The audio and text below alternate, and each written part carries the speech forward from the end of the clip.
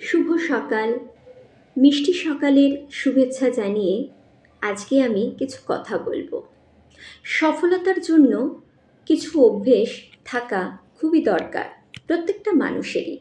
দৈনিক পরিকল্পনা, সকালে রুটিন, ধারাবাহিকতা মেনটেন করা, পড়তে শেখা, স্বপ্রতিফলন মানে নিজেকে নিজের ভেতরে যে কিছু একটা সূক্ষ্মতা এবং কোনো কিছু তোমার মধ্যে কোনো সুপ্ত আশা সেটা বার করা, উচ্চ আয়ের দক্ষতা, দৈনিকভাবে নিজেকে উন্নত করা, সবসময় সমস্ত কাজে সক্রিয় থাকা, স্বাস্থ্যের ওপর ফোকাস রাখা, সীমানা সবসময় সেট করতে হয়।